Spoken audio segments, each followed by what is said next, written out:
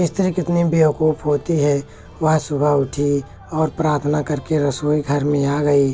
चाय के लिए चूल्हे पर पानी रखा, फिर बच्चों को जगाया ताकि स्कूल के लिए तैयार हो सके। रसोई में जाकर चाय बनाई और अपने सास ससुर को दे दी। फिर उसने अपने बच्चों के लिए नाश्ता बनाना शुरू किया। बच्चे जब तैयार हुए तो उन्होंने नाश्ता किया और उसने बच्चों का लंच बनाया। इसी बीच बच्चों को वैन आ गई।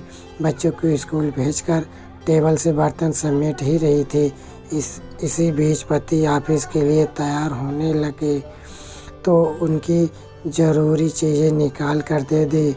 जल्दी से किचन में आई और पति के लिए नाश्ता बनाने लगी। पराठा बना ही रही थी कि छोटी ननद रसोई में आ गई। या कहकर नाश्ता ले गई कि मुझे कॉलेज जाने में देर हो रही है। उसी समय देवर भी कॉलेज जाने के लिए तैयार हो गए।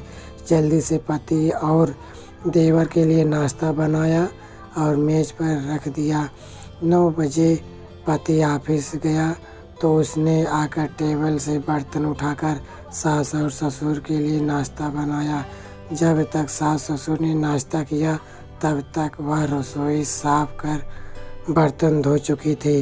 सास ससुर के नाश्ते के बर्तन समेट ही रही थी, तभी सफाई वाली आ गई तो उसने साथ मिलकर घर की सफाई की। सफाई वाली को विदा किया तो 11 बज चुके थे, तभी घंटी बजी।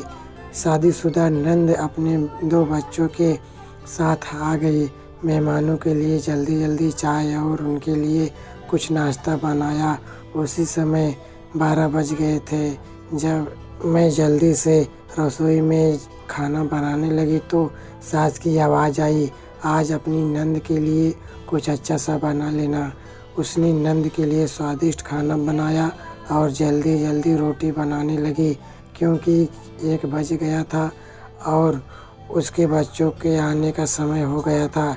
बच्चे स्कूल से आए तो उन्होंने हाथ मुंह धोए, कपड़े बदले और उसने उन्हें खाना खिलाया। तभी कॉलेज से छोटी नंद आ गई और देवर भी आ गया। उसने सबके लिए जल्दी से रोटियां बनाई, सबको परोस कर खिलाया। जब सब खाकर उठे तो 3 बज चुके थे और उसने अचानक भूख लगी तो उसने मेज़ पर रखे हॉटपॉट में देखा और एक भी रोटी नहीं बची थी। वह सब बर्तन समेट कर रसोई में जा ही रही थी कि इतने में उसका पति घर में दाखिल हुआ।